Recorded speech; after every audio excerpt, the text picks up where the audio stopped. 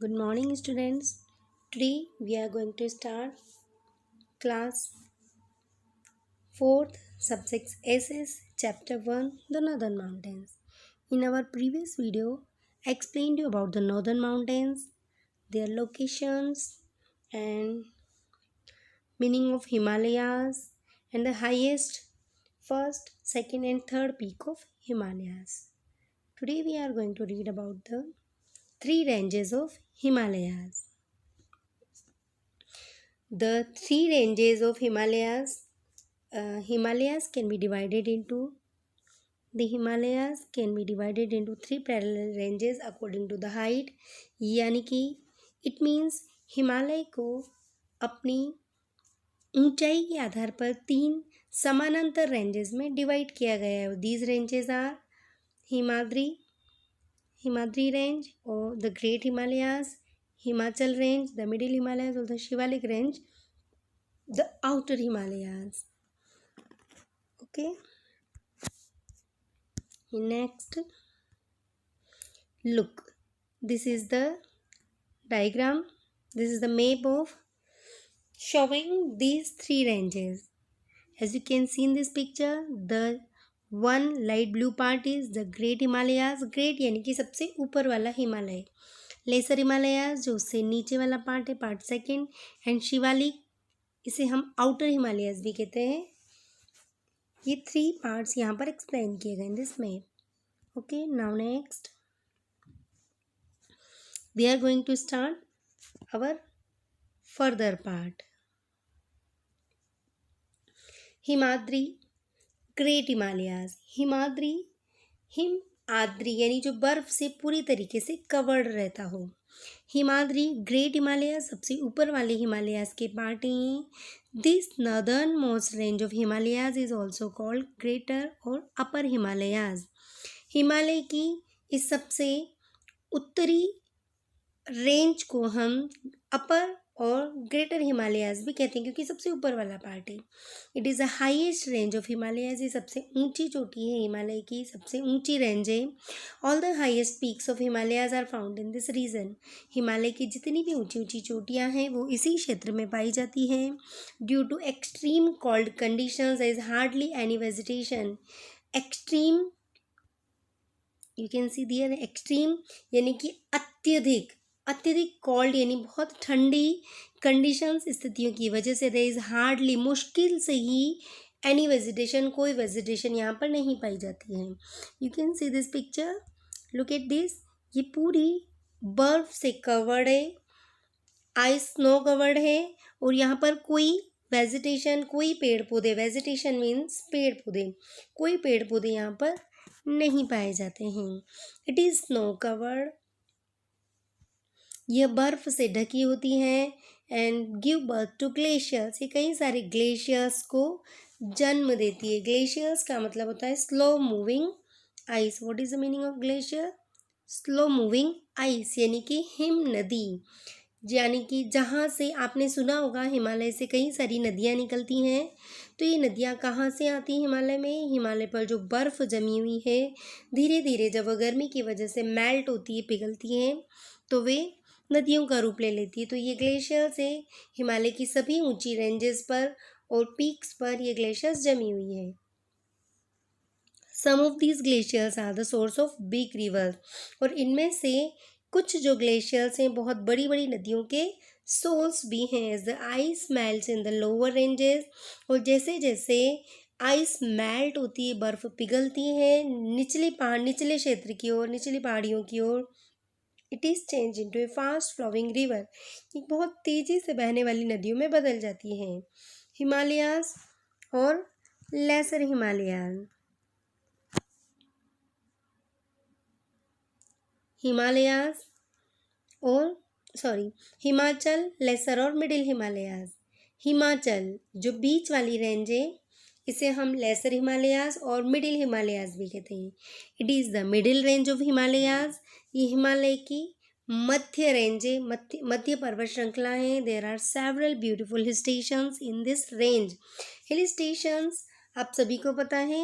Hill stations का मतलब होता है पहाड़ी स्थान यानी वे पहाड़ी स्थान जो बहुत ही सुंदर हैं। ऐसे कई सारे पहाड़ी स्थान इस रेंज में पाए जाते हैं, जैसे कि मसूरी, शिमला, दार्जिलिंग, नैनीताल, श्रीनगर, डलहौजी, अल्मोड़ा। आप में से कई लोग इन स्थानों पर गए भी होंगे, कई सारे बच्चे, और इनके नाम सुने भी होंगे। तो एट्सेट्रा ये सारे hill stations, the weather in this hill stations is very pleasant during summer. और गर्मी के महीने में तो यहाँ पर बहुत ही प्लीजेंट, प्लीजेंट का मतलब है सुहाना, मौसम बहुत ही सुहाना रहता है। Many people from the plains come here to escape from the heat. Escape का मतलब होता है बचना। प्लेन्स से, मैदानी क्षेत्रों से कई सारे लोग यहाँ पर गर्मी से बचने के लिए समर, ड्यूरिंग समर, गर्मी के दौरान आते हैं। These ranges are covered with tall trees of pine, chir, deodar etcetera. और ये रेंजेस है यहाँ पर बहुत लंबे लंबे ट्रीज हैं, इनमें से पाइन, चीड़, देवदार आदि के पेड़ प्रसिद्ध हैं। There are some beautiful valleys in this region. इस क्षेत्र में कई बहुत सुंदर सुंदर घाटियाँ भी। What is valleys? The land between two mountains. दो पहाड़ों के बीच में जो लैंड होता है, जो एरिया होता है, वो वैली कहलाता है। तो यहाँ पर बहुत ही सुंदर सुंदर वैलीज भी in this region. You can see orchards of apples. आप यहाँ पर एप्पल के ऑर्चार्ड्स, ऑर्चार्ड्स मीन्स होता है फलोद्यान, फलों का बगीचा। यहाँ पर हम इस सुंदर सुंदर घाटियों में कई सारे फलों के बगीचे, जिनमें एप्पल्स, सेब के बगीचे, पियर्स, नाशपाती के बगीचे, चेरीज, एप्रिकोट्स, चेरीज और खुबानी के बगीचे भी हम यहाँ पर देख सकते हैं। In these valleys, the Kullu and Manali valleys in Himachal Pradesh are famous tourist centers। Kullu और मनाली जो वैलीज हैं हिमाचल प्रदेश में बहुत ही प्रसिद्ध टूरिस्ट सेंटर भी है। टूरिस्ट का मतलब होता है पर्यटक, सेंटर यानी केंद्र, यानी इन क्षेत्रों पर कई सारे पर्यटक घूमने के लिए आते हैं। Okay, now next you can see this is hill station, so there are many hill stations in this regions। Now Shivalik, outer Himalayas, क्योंकि सबसे निचला हिस्सा है हिमालयाज का, इसे आउटर हिमालयाज भी कहते हैं। This is the lowest range of Himalaya, सबसे निचली रेंज है।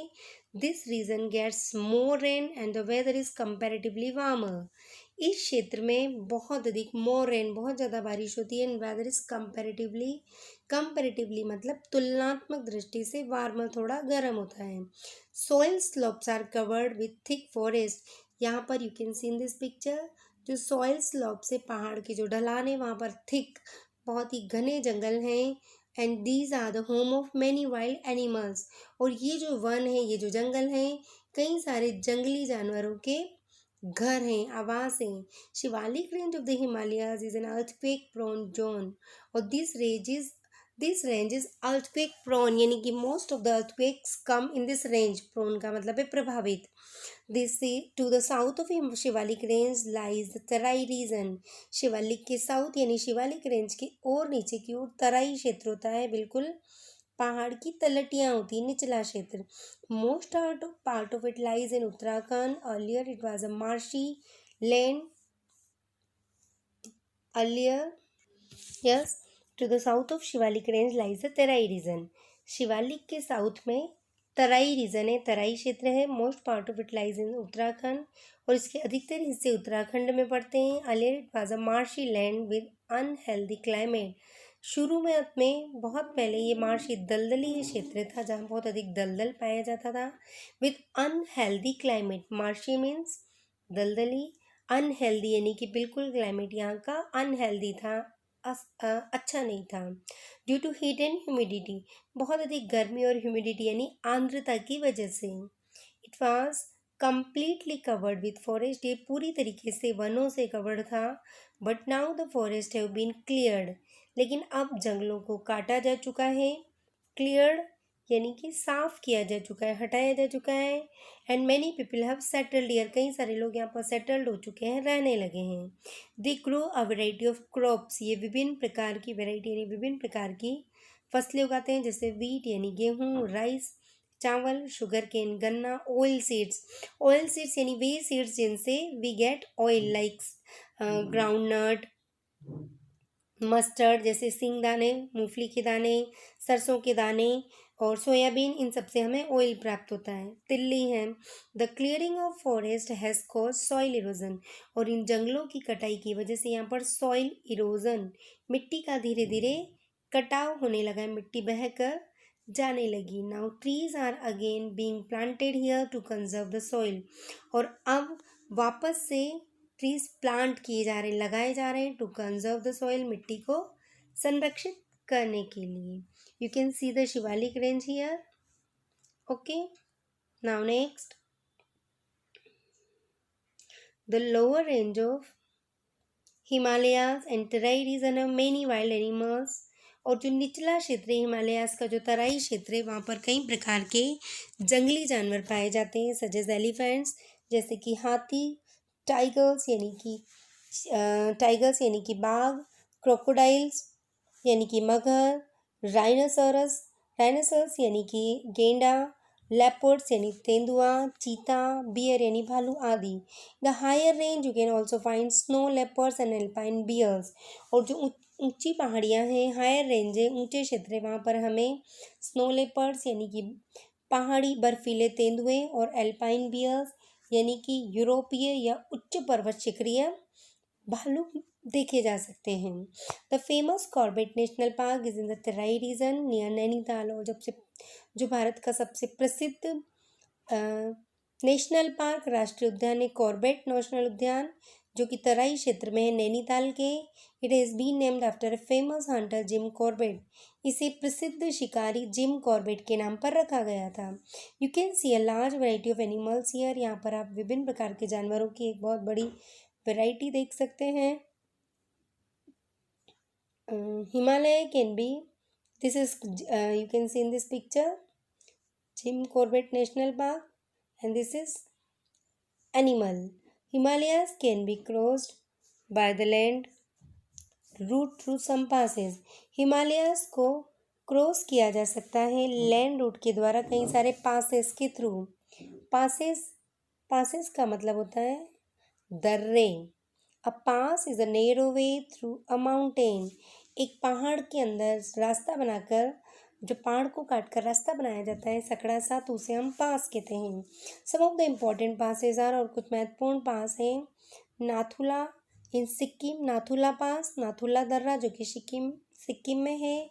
बॉमडीला इन अरुणाचल प्रदेश, बॉमडीला पास जो कि अरुणाचल प्रदेश में है। एंड शिपकीला पास जो कि हिमाचल प्रदेश में है। देखिए आपको यहाँ पर कुछ इमेजेस मैं आपको दिखाती हूँ। This is the Nathula pass. Look, mountain is cut and the road has been constructed here. This is Nathula Pass. This is Shipkila Pass. You can say Shipkila is a mountain pass. Look, here you can say Shipkila Pass, and this is the Bomdila Pass. You can see it, Bomdila Pass. Okay.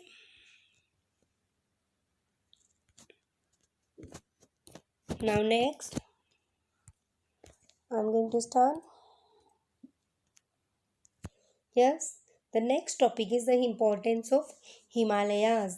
Himalaya का महत्व, यानी कि हिमालय पर्वत हमारे लिए क्या महत्व रखता है। Himalayas are useful in the following ways. हमारे लिए कई तरीकों से, कई वजह से हमारे लिए इम्पॉर्टेंट है। They form a natural wall in the north of our country. आप सभी को पता है कि हिमालयाज नॉर्थ में इंडिया और चाइना के बीच में है, तो हमारे देश के लिए एक नेचुरल वॉल, एक नेचुरल बाउंड्री का काम करता है। इतना ऊंचा होने की वजह से यहाँ पर से जो फॉरेन कंट्रीज़ के या जो हमारे दुश्मन हैं वो यहाँ पर आसानी से अटैक नहीं कर सकते हैं।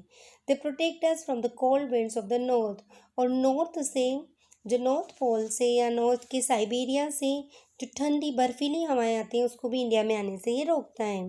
दे are a source of several big rivers. इसके अलावा यहाँ से बहुत सारी बड़ी बड़ी नदियाँ भी, जैसे कि गंगा, यमुना आदि यहीं से निकलती है, which provide water for irrigation and domestic use. और ये नदियाँ हमें इरिगेशन यानी सिंचाई के लिए और डोमेस्टिक घरेलू प्रयोग के लिए वाटर प्रोवाइड करती हैं। The reverse also bring fertile soil and deposit in the plants. और ये नदियाँ अपने साथ फर्टाइल बहुत ही उपजाऊ मिट्टी को बहा कर लाती है और डिपॉजिट कर देती है, जमा कर देती है मैदानों में ले जाके। The help in causing rain in most parts of our country. Causing rain, बारिश में भी ये हमारे लिए काफ़ी सहायक है, क्योंकि जो भी क्लाउड साउथ से आते हैं वो यहाँ पर टकरा कर बरस जाते हैं।